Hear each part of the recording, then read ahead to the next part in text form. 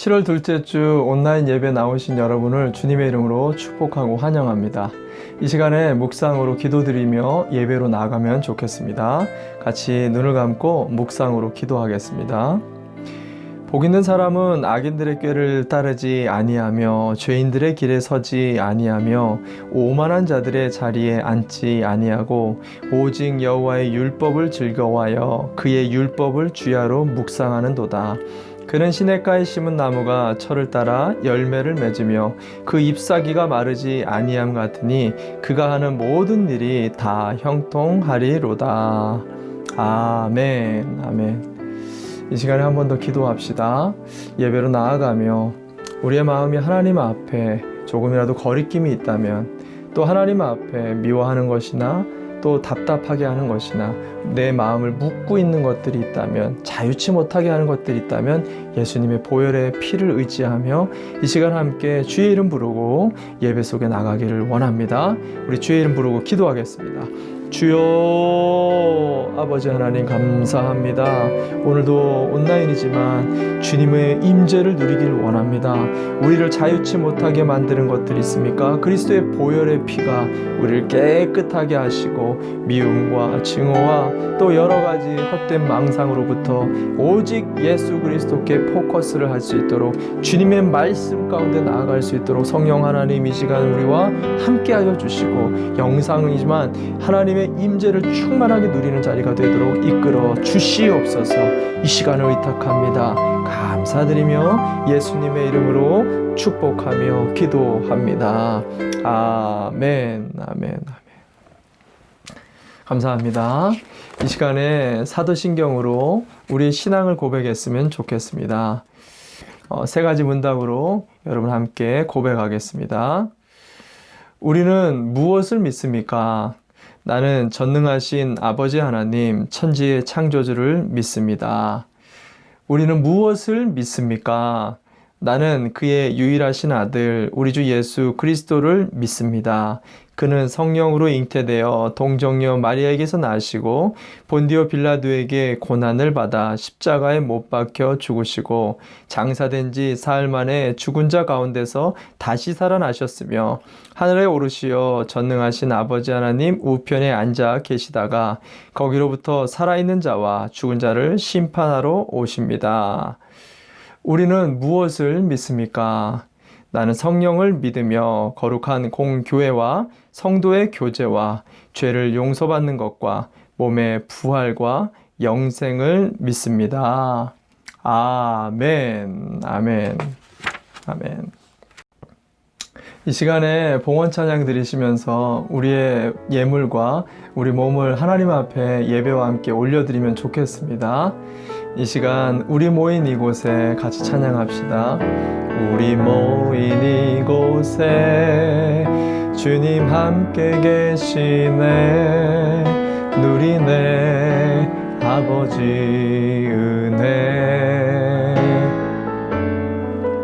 적은 떡과 물고기 내 모든 걸 드릴 때 모두 고백해 여호와 이래. 주가 일하시네, 주가 일하시네. 주께 아끼지 않는 자에게 주가 일하시네, 주가 일하시네. 신뢰하며 걷는 자에게 주가 일하시네, 주가 일하시네, 주가 일하시네. 주께 아끼지 않는 자에게 주가 일하시네, 주가 일하시네. 신뢰하며 걷는 자에게.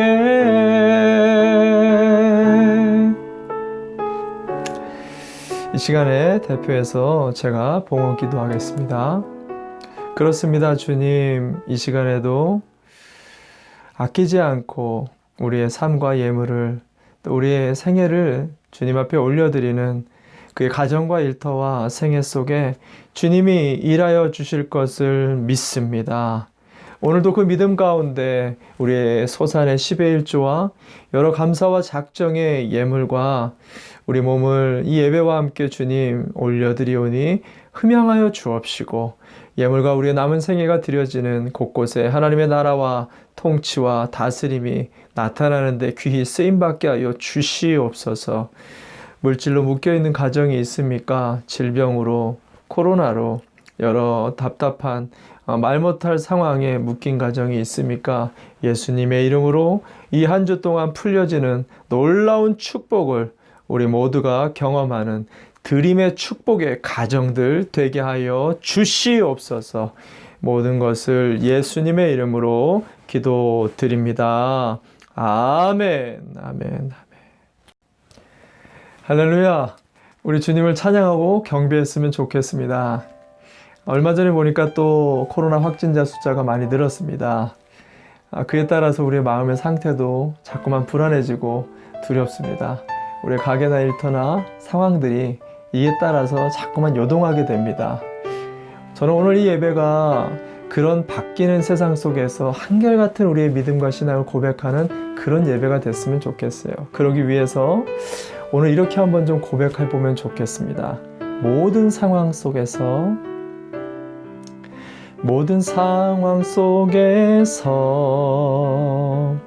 주님만을 찬양합니다. 주를 찬양할지라.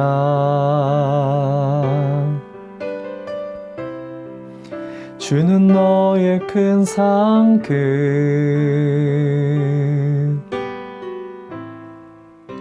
큰 도움이시라.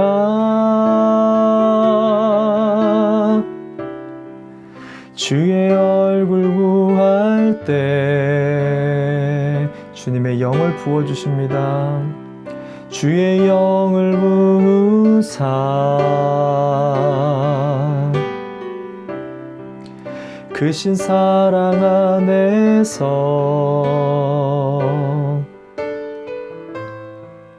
주를 보게 하소서.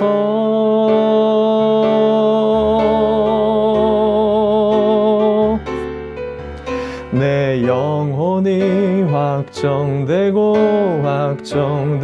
싸우니 믿음에 눈들어 주를 바라봅니다. 내 영혼이 확정되어 싸우니 믿음에 눈들어 주를 바라봅니다.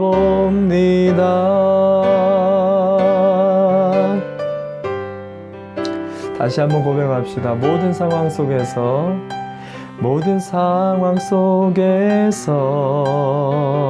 주님을 찬양할지라. 주를 찬양할지라.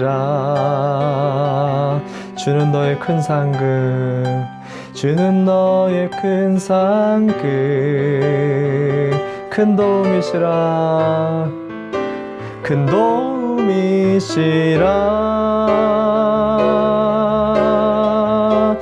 우리의 영혼이 확정되고 내 영혼이 확정되어 싸우니 믿음에 눈들어 주를 바라봅니다. 내 영혼이 확정되어 싸우니 믿음에 눈들어 주를 바라봅니다.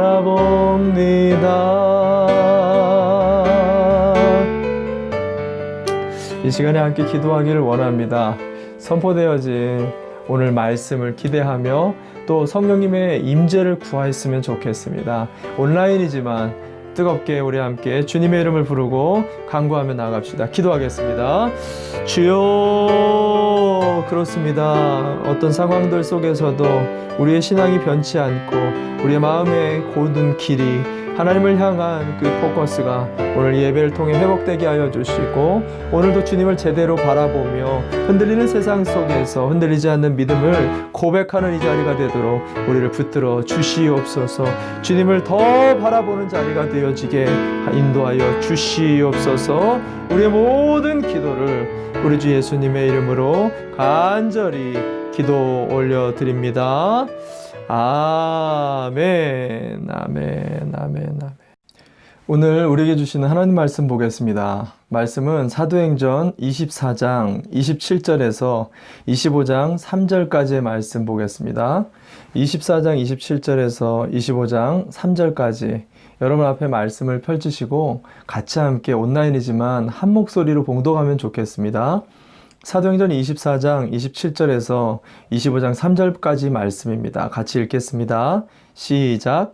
2해가 지난 뒤에 보르기오 베스도가 벨릭스의 후임으로 직책을 맡게 되었다. 그런데 벨릭스는 유대 사람의 환심을 사고자 하여 바울을 가두어 둔 채로 내버려 두었다. 베스도가 부임한 지 사흘 뒤에 가이사랴에서 예루살렘으로 올라가니 대제사장들과 유대 사람의 지도자들이 그에게 바울을 고발하였다. 그들은 그에게 줄곧 졸랐다. 그들은 그에게 제발 바울을 예루살렘으로 불러 올리라고 간청하였다. 그들은 길에 사람을 매복시켰다가 바울을 죽일 계획이 있었다. 아멘, 아멘. 할렐루야. 7월 한 달 동안 우리가 소망이라는 주제를 가지고 여러분과 특별한 주제 설교로 좀 여러분과 나누면 좋겠습니다. 그런 의미에서 오늘은 사도행전으로 넘어와서 24장 27절에서 25장 3절까지의 말씀을 가지고 흔들림 없는 사람이라는 제목으로 하나님의 말씀을 좀 나누면 좋겠습니다. 제가 한 광고를 봤는데 매우 특별한 카메라 받침 손잡이를 본 적이 있습니다. 이게 왜 특별하냐면은 보통 우리가 카메라를 이렇게 뭐 폰으로 찍든 아니면 들고 그냥 수동 카메라로 찍든 카메라를 찍으면 항상 이렇게 움직이거나 이동을 하면서 찍을 때가 있죠. 그러면 화면이 같이 떨리거나 흔들려서 영상이 고르지 못합니다. 근데 이 카메라 손잡이에다가 카메라를 설치하잖아요. 그러면 우리가 아무리 움직이고 흔들어도 이 카메라는 흔들림이 없이 딱 그 자리 그 각도로 움직임이 없는 거예요. 그래서 특별한 거죠. 그래서 나가는 영상이 정확하게 흔들림 없이 깨끗하게 찍히게 된다는 것이죠.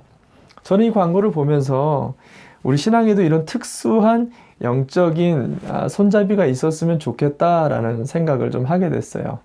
왜냐하면 요즘 이 코로나 문제로 인해서 우리 삶에 흔들리고 있는 부분들이 너무 많이 느껴지기 때문입니다. 비즈니스, 인간관계, 취미활동, 심지어는 우리의 신앙까지도 이렇게 흔들리는 그런 모습들을 보게 된다는 것입니다. 요즘 미국을 보면요, 하루에도 바람잘 날 없이 수많은 문제들 때문에 흔들리고 있는 모습을 우리가 매일같이 보게 되죠. 여러분, 국가가 흔들린다라는 것은요, 그 위에 서 있는 모든 국민의 삶이 흔들린다라는 것을 반증해주고 있는 말이라는 것입니다. 흔들리는 세상에서 살면서 어떻게 흔들리지 않는 신앙을 우리가 가질 수 있을까요? 저는 오늘 그런 의미에서 수많은 고비와 어려운 문제들 속에서도 흔들림 없이 복음의 사역을 끝까지 감당했었던 바울의 삶을 통해서 오늘 우리에게 주시는 하나님의 메시지를 들을 수 있었으면 좋겠습니다. 첫째로 흔들림 없는 신앙은 하나님의 또 다른 계획을 우리가 보게 될 때 그때 우리의 신앙이 흔들리지 않게 된다라는 것입니다. 오늘 본문의 말씀 24장 27절 한번 볼까요? 24장 27절입니다. 제가 읽어드립니다.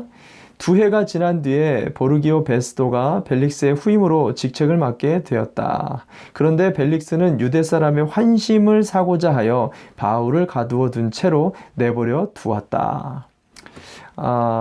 사도행전을 우리가 오랜만에 봤기 때문에 전후 사정을 간략하게 설명해 드리면 바울이 지금 전도여행을 다 마치고 예루살렘으로 복귀하던 중에 유대인들에게 잡혀가지고 벨릭스 총독에게 붙잡혔는데 감옥에 갇혔는데 무려 2년이라는 기간 동안 여기에 갇혀 있었다라는 거예요. 왜? 벨릭스 총독이 유대인들의 환심을 사기 위해, 유대인들에게 지지를 얻기 위해서 일부러 이유도 없이 잘못도 안 한 이 바울을 끝까지 2년 동안이나 무가치하게 붙잡고 있었다라는 것을 이야기하는 거예요. 거기다가 벨릭스가 어떤 사람이었냐? 오늘 26절 말씀 한번 볼까요? 26절 제가 읽어드립니다. 동시에 그는 바울에게서 돈을 받을까 하고 은근히 바랐다. 무슨 말입니까? 정말 말도 안 되는 이유로 억울하게 그가 무려 2년이라는 그 시간 동안에 무가치하게 감옥에 갇혀 있었다라는 것을 말하고 있습니다. 여러분, 바울이 어떤 사람이죠? 단 일주일만 머물러도 거기에 교회를 세워버리는 사람이에요. 단 한순간만 머물러도 거기에 성경책을 막 쭉쭉쭉쭉 써내려가는 사람이 그 사람이 바울 아닙니까? 근데 무려 2년입니다. 2년 동안 아무것도 하지 못하고 갇혀 있었답니다. 얼마나 힘들었을까요? 더더군다나 이 2년간 침묵의 시간 동안에 성경에는 어떤 기록도 없어요. 무슨 말이냐면 하나님이 개입하지 않으셨다라는 거죠. 얼마나 어둠의 시간이었을까요? 여러분, 우리가 신앙생활 하면서 가던 길, 하던 일들 속에 흔들릴 때가 언제죠? 바로 이와 같이 아무리 해도 그 끝이 보이지 않게 보여질 때, 하나님이 어떤 응답을 보여주시지 않을 때에 억울한 것이 계속해서 반복되어지는 것을 우리가 보게 될 때, 우리의 가던 길, 하던 일에서 우리의 신앙이 흔들리게 되어진다는 것입니다.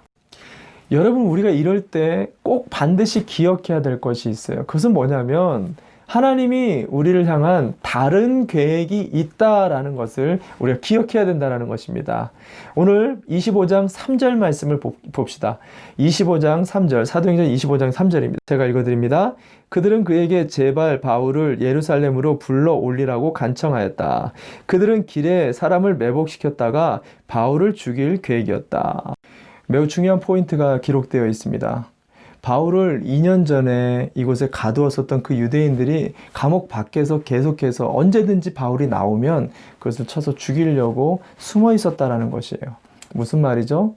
지금 하나님은 로마 감옥에다가 바울을 가둬놓은 게 아니라 오히려 유대인들로부터 이 감옥을 통해서 바울을 보호해주고 있었다라는 말을 하고 있는 거예요. 마치 요나가 물속에 뛰어들었을 때 물고기가 그것을 삼킨 것이 아니라 오히려 물에 빠져 죽지 않도록 물고기가 뱃속으로 안전하게 보호해서 니느웨까지 데리고 온 그런 이치와 같은 원리라고 볼 수가 있다는 것입니다.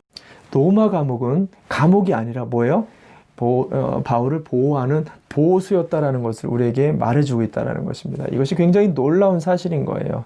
또 한 가지 놀라운 사실은요, 이 시기가 바울에게 무의미하고 그리고 안타까운 시간인 것처럼 느껴지지만 사실은 하나님의 쉼과 바울에게 계속적인 충전을, 더 큰 일들을 하기 위한 충전을 제공해주는 특별한 시간이었다는 것이죠. 우리가 알듯이 이 바울이라는 사람이 어떤 사람입니까? 달리는 기차를 타도요, 발을 동동동동동동 굴리면서 계속 뜀박질을 한, 기차 안에서도 뜀박질을 하면서 달려갈 그런 일 중독자였다라는 것을 우리가 알 수 있습니다. 남들이 100년 할 일을 10년 만에 끝내버리는 그런 사람이죠. 여러분, 이런 사람은 언제 쉬게 되죠? 문제를 만나야 이 사람들은 멈추게 됩니다. 이런 사람들은 인생의 큰 장벽을 만나야 멈춥니다. 아파야만 쉬는 그런 사람 있지 않습니까? 바울이 그런 사람이었습니다. 처음에는 바울이 받아들이는 것이 쉽지 않았을 것입니다. 그러나 그렇게 쉼을 통해서 그는 다시 기관차와 같이 달릴 수 있는 힘을 그 시간을 통해서 그는 충전받고 있었을 거라는 것입니다. 한국에 보면은요, 저수지라는 것이 있어요. 저수지가 뭐냐면 이런 물을 한 곳에다가 크게 담아놨다가 농번기가 되면, 농촌 시기가 되면 농가 밭에다가 그 물을 보내서 이렇게 수확을 올릴 수 있는 그런 물을 담아놓는 그런 큰 공간이 갖다가 이 저수지라고 불렀습니다.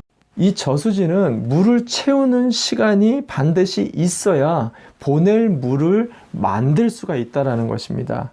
우리 인생에도요, 멈춤이 있어야 충전이 일어나는 것이고 충전이 있어야 보낼 물을 우리가 만들어낼 수 있다는 것입니다. 여러분, 우리 인생에 꽉 막힌 것 같이, 그리고 묶여 있는 것 같이, 우리를 멈추게 하는 것 같이, 그리고 끝이 보이지 않는 답답한 상황들이 계속되어질 때마다 우리는 이것을 기억했으면 좋겠습니다. 하나님이 다른 계획이 있을 수 있다. 오늘 이것을 다른 말로 표현하자면 성경은 하나님의 섭리다라고 이야기합니다. 오늘 이 하나님의 보이지 않는 섭리를 우리가 바라보면서 또 다른 계획을 바라보면서 우리가 멈춰져 있는 그 자리, 그 순간에 하나님 앞에 흔들리지 않고 맡겨진 사명을 끝까지 감당할 수 있는 저와 여러분의 한 주가 되시기를 주님의 이름으로 축원을 드립니다. 아멘. 두 번째, 우리 인생이 흔들림 없이 나아가려면 하나님의 타임라인, 하나님의 역사를 우리가 볼 수 있어야 된다라고 이야기합니다. 우리가 알듯이 오늘 본문은 바울이 베스도의 감옥에서 2년 동안 체류했다가 나오는 장면, 오늘 그 장면이 등장하는데요. 성경의 1절에 뭐라고 기록하냐면 벨릭스 총독에서 베스도 총독으로 바뀌었다라고 이야기하는 거예요. 한마디로 오바마에서 트럼프로 바뀌었다라는 거죠. 지도자만 바뀌는 걸까요? 지도자가 바뀌면 전체가 바뀌는, 한마디로 얘기하면 시대가 바뀌었다라는 말을 지금 하고 있는 것입니다. 근데 여기서 중요한 것이 뭐냐면 시대가 바뀌고 지도자가 바뀌었는데 상황이 바뀌지 않았다라는 것을 성경이 기록하고 있다는 것입니다. 3절 말씀 볼까요? 25장, 사도행전 25장 3절입니다. 후반부에 제가 읽어드립니다. 그들은 길에 사람을 매복시켰다가 사람을 죽일 계획이었다. 바울을 죽일 계획이었다. 시대가 2년이나 바뀌었는데도 불구하고 지도자가 바뀌었는데도 불구하고 유대인들은 바울을 죽이고 싶은 그 마음이 여전히 변하지 않았다라고 이야기합니다. 거기다가 9절 말씀을 보십시오. 9절을 보면 25장 9절에 그러나 베스도는 유대 사람의 환심을 사고자 하여 바울에게 묻기를 그대는 예루살렘으로 올라가서 이 사건에 대하여 내 앞에서 재판을 받고 싶지 않소 하였다. 뭐라고 얘기하는 거냐면 그 전에 벨릭스나 지금 베스도나 이 유대인의 환심을 사기 위해서 바울을 박해하는 것은 매한 가지 똑같은 지금 상황이었다라는 것을 말해주고 있습니다. 그래서 요한은 이렇게 변하지 않는 세상을 바라보면서 뭐라고 기록하냐면 요한복음 13장 13절에 제가 읽어드립니다. 제가 형제자매 여러분, 세상이 여러분을 미워해도 이상히 여기지 마십시오. 무슨 말이냐면 이 세상이라는 것은 영적으로 우리 그리스도인들을 과거에도 그랬고 현재도 그리고 앞으로도 계속해서 미워할 것들에 대해 박해할 것들에 대해서 우리가 세상을 살아가기가 힘들 것들에 대해서 계속 우리가 이야기해주고 있다라는 것이죠. 우리가 세상을 살면서 자주 낭망을 하고 흔들리는 이유 중에 하나가 뭐죠? 내일은 좀 더 이 세상이 좋아질 거다라는, 내일은 좀 더 비즈니스와 가정이, 내일은 좀 더 우리의 인생이 좀 더 나아질 거다라는 그 기대감이 무너질 때에 그때 우리가 좌절하고 낭망하고 흔들리게 되는 거 아닙니까? 많은 사람들이 이 박근혜 대통령을 감옥에 보내고 문재인 대통령을 새로 뽑으면서 시대가 바뀌었으니까 우리나라가 더 되게 평안해지고 좋아질 거다라고 얘기했지만 실제는 어떻게 하죠? 더 시끄러워진 것 같습니다. 오바마에서 트럼프 대통령이 되어지면 이 나라가 조금 더 나아질 거다라고 얘기했지만 지금 우리가 경험하고 있는 것은 실제적으로 더 안 좋아졌다라고 말하는 사람들이 많습니다. 이런 시점에 우리는 잊지 말고 이런 질문을 좀 던져볼 필요가 있다고 생각합니다. 박근혜에서 문재인으로 바뀌었는데도 세상이 똑같습니다. 그럼 문재인에서 다른 사람으로 바뀌면 세상이 바뀔까? 오바마에서 트럼프로 바뀌었지만 여전히 바뀐 게 그닥 많지가 않습니다. 그렇다면 트럼프에서 바이든으로 바뀌게 된다면 세상이 좋아질까? 분명히 이 질문은 중요한 질문입니다. 저의 대답은 100% 그렇지 않다라고 말하고 싶습니다. 물론 몇 가지 정책이 바뀌면서 좀 더 생활이 좋아질 수도 있고요. 몇몇 분들은 신분이 좋아졌다라고 생각을 할 수 있습니다. 그리고 복지가 더 좋아졌다라고, 살기가 더 편해졌다라고 생각하는 분이 있을 수 있습니다. 그러나 분명한 것은 근본적인 이 영적인 문제들은 더 악을 향해 치닫게 될 거라는 사실입니다. 예를 들어 동성애 문제나 성적인 타락이라든지 보이지 않게 숨겨져 있는 이 죄악들이나 부패함은 더욱더 극에 달하게 될 거라는 사실입니다. 왜 그러냐면 이 하나님의 역사와 시간은 어디를 향해냐면 종말을 향해 가고 있고 악이 창궐해질 수밖에 없는 이 전체의 하나님의 역사를 우리가 지금 걷고 있기 때문에 결론이 이미 나 있는 시간을 지금 우리가 살고 있기 때문입니다. 이것에 대해서 바울은 뭐라고 얘기하냐면 에베소서 5장 16절에 이렇게 말합니다. 세월을 아끼라 때가 악합니다. 원어를 풀어보면 이런 거예요. 지금 이 때가 악을 향해서 달려가고 있기 때문에 이 종말을 향해서 달려가고 있기 때문에 이 시간 전체가 악하다라는 거죠. 그래서 지금 우리는 세월을 아껴야 된다라고 얘기해요. 여기서 아끼다는 것은 헥사고라죠. 시간과 타임라인을 땅의 시간에서 하늘의 시간으로, 물리적 시간에서 영적인 시간으로 가치를 바꿔야 된다라고 이야기를 하는 거예요. 근데 우리의 삶이 지금 어떻죠? 바꿀 생각을 하지 않습니다. 왜냐하면 때가 악하다라는 하나님의 역사의 타임라인을 우리가 보고 있지 않기 때문이라는 거예요. 여러분 보세요. 미국 역사 500년 동안 바뀌지 않는 미국의 근간을 이루는 가치와 기준들이 요즘 보면은요, 2, 3년 만에 확 바뀌어져 가는 모습을 보게 됩니다. 그 중에 하나가 뭐죠? 이 동성애에 대한 문제입니다. 500년입니다. 500년 동안 바뀌지 않았던 이 동성애가 불과 2, 3년 만에 완전히 뒤집혀 버렸습니다. 여러분, 이것이 악의 세속화 속도예요. 여러분, 속도가 너무 빠릅니다. 광속과 같습니다. 이번 코로나로요, 수세기 동안 어떤 박해에서도 흔들리지 않았었던 교회의 이 예배권이요, 한순간에 다 무너져 버린 것입니다. 지금은 교회의 주일 예배가 정부의 말 한마디로 좌지우지됩니다. 찬양을 해라 마라, 기도를 해라 마라. 한국 같은 경우에는요, 며칠 전에 국무총리의 그 발언이 지금 문제가 되고 있죠. 교회의 이름으로 모이는 어떤 모임도 모일 수가 없다랍니다. 그냥 개인의 모임으로 모여도 되고요. 또 어떤 그냥 기관의 모임으로 모여도 되는데 교회의 이름으로 모여서는 절대로 안 된다는 거예요. 여러분, 이게 말이 됩니까? 여러분, 불과 몇 년 전만 해도요, 세상의 어떤 총칼도 하나님 앞에 드리는 이 예배를 막을 수가 없었어요. 어떻게 예배에 찬양을 해라 마라, 기도를 해라 마라. 물론 이것이 바이러스고 이것이 질병이기 때문에 우리가 그렇게 볼 수도 있습니다. 그러나 만약에 그렇다 할지라도 그것에 대한 결정권은 이 교회가 가지고 있어야지 맞습니다. 근데 종교의 자유를 이미 다 산산이 짓밟은 결과입니다. 저는 생각해보면 이 상황을 아직도 받아들일 수가 없습니다. 어떻게 수세기 동안 흔들리지 않았었던 하나님께 드리는 이 예배가 한순간에 불과 몇 개월 만에 이렇게 송두리째 뒤바뀌어져 버렸을까? 저는 이 장면을 보면서요, 이제 요한계시록에 말하고 있는 자연재해의 시대를 넘어서서 기독교 박해의 시대가 금방 도래할 수 있겠구나라는 그 가능성, 그 속도를 우리가 보고 있다는 것입니다. 그래서 예수님은 뭐라 그러죠? 마태복음 16장 2절과 3절에서 이렇게 말하죠. 너희가 하늘을 바라보면서 하늘이 붉어지면 내일 비가 오겠구나 라고 예상은 하면서 천지는 구분하면서 너희가 왜 시대는 분별하지 못하느냐라고 예수님이 말씀하고 있습니다.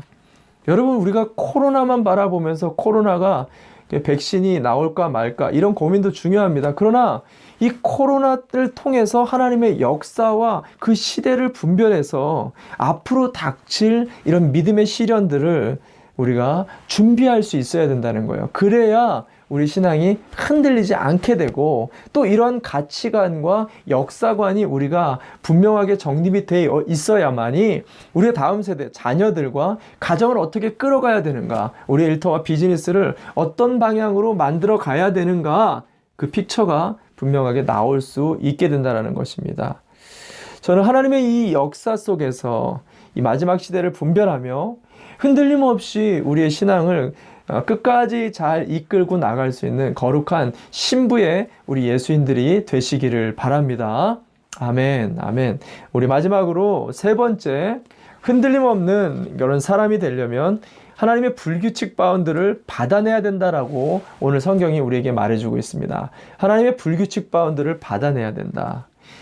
야구에서 보면은 가끔 이 불규칙 바운드라는 게 있죠. 타자가 친 공을 이제 수비수가 잡으려고 하는데 오른쪽으로 분명히 방향상으로는 튈 거라고 생각해서 글러브를 오른쪽으로 던지는데 공이 전혀 예상 외에 왼쪽으로 튀어버리는 거죠. 이래서 경험이 없는 수비수들은 이런 공들을 잡아내질 못합니다. 근데 노련미가 있고 경험이 숙련된 그런 수비수들은 어떤 불규칙 바운드로 튄다 할지라도 그 공을 반드시 잡아내게 됩니다. 오늘 이 베스도의 법정 앞에선 마치 바울과 같다라는 것이죠. 오늘 본문의 10절 말씀을 한번 볼까요? 바울의 어떤 사건이 벌어지는지 오늘 본문의 10절 말씀, 사도행전 25장 10절입니다. 제가 읽어드립니다. 바울이 대답하였다. 나는 지금 황제의 법정에 서 있습니다. 나는 여기서 재판을 받아야 합니다. 각각께서도 잘 아시는 대로 나는 유대 사람에게 조금도 잘못한 것이 없습니다. 그는 2년 동안은 힘들게 기다린 이 법정을 오늘 여기서 끝내야 된다라고 이야기를 하고 있습니다. 근데 방금 이렇게 얘기를 해놓고 11절 말씀을 보십시오. 재밌는 말이 나옵니다. 11절, 사도행전 25장 11절입니다. 제가 읽어드립니다. 만일 내가 나쁜 짓을 저질러서 사형을 받을 만한 무슨 일을 하였으면 죽는 것을 마다 않겠습니다. 그러나 나를 고발하는 이 사람들의 고발 내용에 아무런 근거가 없으면 어느 누구도 나를 그들에게 넘겨줄 수 없습니다. 여기까지는 문제가 없어요. 근데 나는 황제에게 상소합니다. 이 말을 해버립니다. 여러분, 이 말은 굉장히 전혀 다른 차원의 이야기예요. 근데 여기다 대고 베스도 총독도안도 그래 그럼 그렇게 하자라고 결론이 완전히 땅 나버리게 된다라는 거예요. 자, 여러분, 이게 얼마나 황당한 지금 이 시츄에이션이 벌어진 거냐면 바울은 지금까지 2년 동안이나 끈질긴 싸움을 하면서 오늘 이 베스도 법정에서 사실은 이 모든 것을 죽든지 살든지 결정짓고 끝내려고 더 이상은 못 기다리겠다 그런 마음을 가지고 법정에 쓴 거예요. 근데 말을 하다 보니까 아마도 바울이 좀 흥분한 것 같습니다. 그래서 던진 말이 나는 황제에게 상소하겠다. 이 말은 무슨 말이냐면 여기서 끝내지 않고 더 싸움을 길게 가겠다라는 거예요. 여기서 하는 게 아니라 로마까지 내가 가서 직접 가이사를 만나 봐야겠다. 일을 더 크게 만들어 버리는 거죠. 이 부분에 대해 성경학자들은 이 전후 문맥들을 살펴보면서 볼이 아무도 예상하지 못한 방향으로 튀어버렸다라고 그렇게 표현을 합니다. 근데 여러분, 놀라운 사실은 이 불규칙 바운드가 이 바울의 인생에게는 정답이었다라는 사실이에요. 무슨 말이냐면 바울은 지금 이 고백을 우연찮게 던졌지만 그 고백을 하는 순간 자기의 모든 과거들이 한순간에 클릭이 되어지는 그 과거의 어떤 시점이 생각났을 거예요. 언제냐?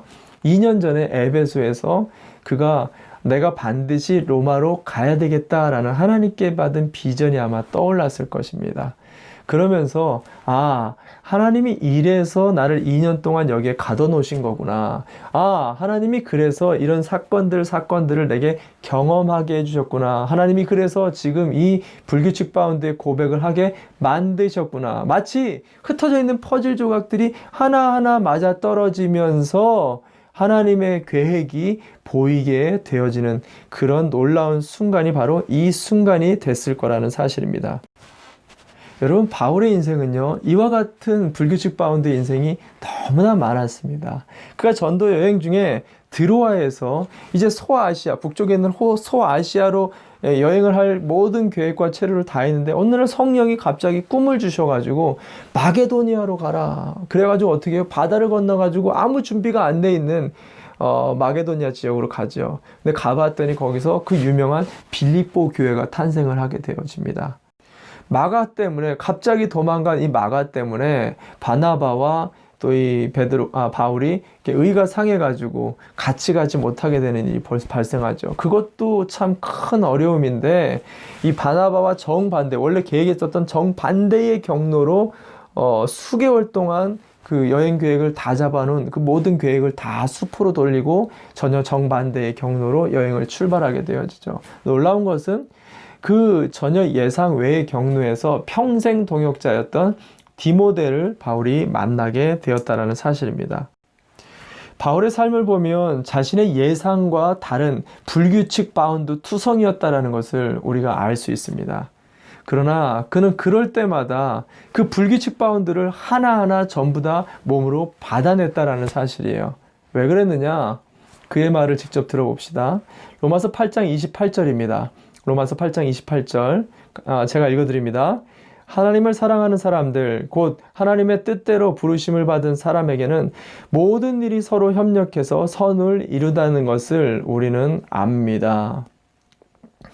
그의 인생에 아무리 많은 불규칙 바운드가 들어온다 할지라도 하나님은 단 한 번도 나를 실망시킨 적이 없었다라는 고백을 지금 하고 있는 거예요. 하나님은 어떤 불규칙 바운드도 반드시 선으로 그것을 만들어내는 특별하신 분이라는 것을 그가 믿고 있었다라는 것입니다.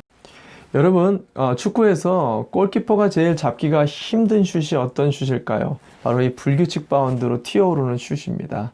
이쪽으로 갈까 저쪽으로 갈까 어느 쪽으로 튈지 모르다 보니까 금방 슛을 먹게 되어진다는 것입니다. 여러분, 하나님이라는 분은요, 참 놀라운 분이세요. 하나님은 불규칙 바운드를 통해서 우리 인생에 꽉 막힌 이 골대를 골을 만들어 주시는 분, 그분이 바로 우리 하나님이라는 사실입니다. 그래서 성경은 우리에게 모든 상황 속에서 하나님께 감사하십시오라고 말을 하는 거예요. 모든 상황이 어떤 상황이에요? 좋은 일만 있는 상황입니까? 아니죠. 나쁜 상황도 있고 슬픈 상황도 있고 억울한 상황도 있어요. 말이 안 되는 상황들도 있어요. 근데 이 모든 상황들 속에서 이 모든 슛을 결국은 인생의 골로 우리에게 만들어주시는 이 놀라운 하나님을 우리가 바라봐야 된다는 것입니다. 이번 한 주도 그 하나님을 바라보며 모든 상황 속에 우리를 골로 인도해 나가실 그 하나님을 신뢰하며 꽉 막힌 지금 현재의 상황들 속에서도 우리가 흔들림 없이 우리의 믿음과 사명을 계속 킵고잉 할 수 있는 저와 여러분이 되시기를 주님의 이름으로 축원을 드립니다. 아멘. 이 시간 함께 기도하길 원합니다. 선포된 말씀을 좀 붙잡고 같이 좀 기도했으면 좋겠는데, 이 시간에 우리 가정 안에 꽉 막혀 있는 가정이 있습니까? 자녀 문제든 일터든 또 여러 계획들이든 이 시간에 하나님께 다른 계획이 있답니다. 그 계획이 무엇인지를 주님 깨닫게 하여 주십시오. 또 믿음의 눈으로 그것을 바라보고 흔들리지 않게 하여 주십시오. 또한 불규칙 바운드처럼 여기저기 일어나는 일들로 인해서 어려움을 경험하는 가정이 있습니까? 여러분, 이 시간 하나님의 선하심을 믿으시기 바랍니다. 그 선함을 붙잡고 흔들리지 않는 믿음의 가정이 되도록 간구합시다. 또한 이 악한 시대 속에서 정말 하나님이 코로나 하나만을 열리기를 바라볼 것이 아니라 이 시대적인 하나님의 역사의 흐름을 바라보며 우리가 마지막 시대를 준비하는 가정들이 되도록 아울러서 기도했으면 좋겠습니다. 이 시간에 함께 합심해서 주님의 이름을 부르짖고 간구합시다. 기도하겠습니다. 주여, 참 좋으신 하나님 아버지, 그렇습니다. 우리가 이 시대를 살면서 가정과 일터와 또 우리의 삶들 속에 꽉 막혀있는, 풀리지 않는, 또 변하지 않는 이런 상황과 환경들을 바라볼 때마다 정말 답답합니다. 이 시간이 그냥 그렇게 무의미하게 느껴질 때도 있습니다. 주님, 주님의 또 다른 계획, 주님의 섭리를 바라보는 영안이 열리게 하여 주시옵소서.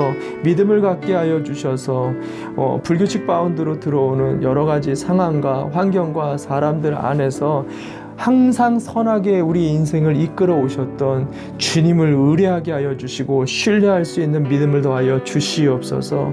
주님, 시대가 악합니다. 이 시대를 분별할 수 있는 안목이 우리 가운데 있게 하여 주셔서 단순히 코로나 하나만을 풀리기를 바라볼 것이 아니라 이 악한 시대를 어떻게 우리 가정이 준비해야 될지, 우리의 자녀를 어떻게 교육해야 될지, 우리의 일터와 우리의 남은 생애를 어떻게 살아야 될지를 깊이 있게 준비하여 흔들리는 세상에서 흔들리지 않는 우리가 되어지도록 주님 지켜 주시옵소서. 감사합니다.